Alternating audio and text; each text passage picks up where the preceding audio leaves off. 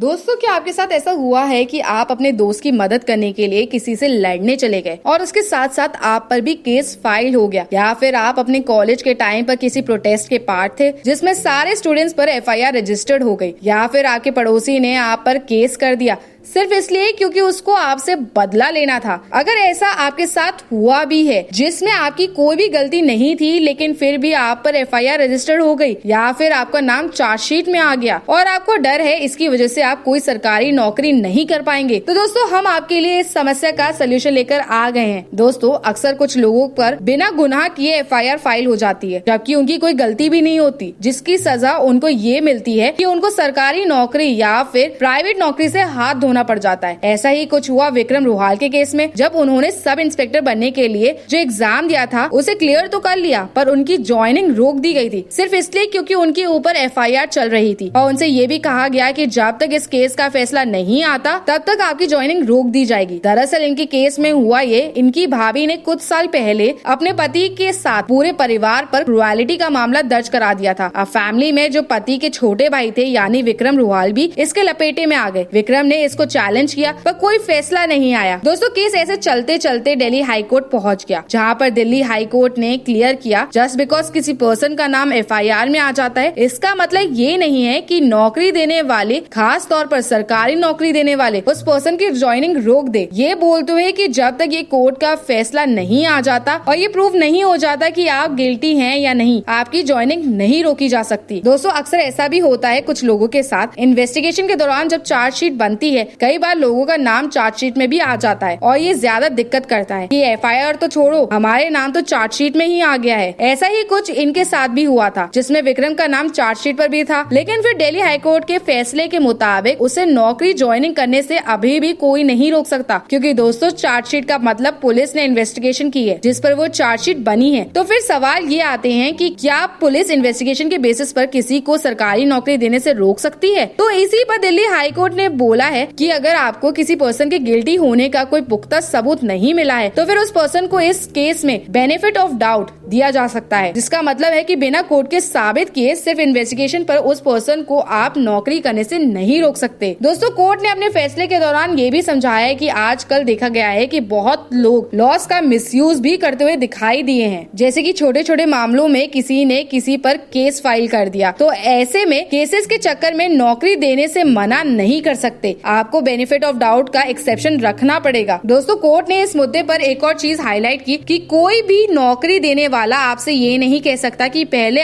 अपना मामला सॉल्व करके आओ, उसके बाद ही तुम्हें नौकरी पर रखेंगे। दोस्तों, हम सभी को पता है कि हमारी जुडिशरी सिस्टम कैसा है और स्पेशली अगर क्रिमिनल केस की बात करें तो कितना लंबा चलता है, तो इस टाइप के स्टेटमेंट कोई भी नौकरी देने वाली कंपनी नहीं कह सकती। तो दोस्तों, आपका क्या मानना है इस पर? हमें कमेंट सेक्शन पर जरूर बताएं। वीडियो को लाइक और शेयर करना ना भूलें। अगर आपने अभी तक चैनल को सब्सक्राइब या फॉलो नहीं किया तो कर लीजिए।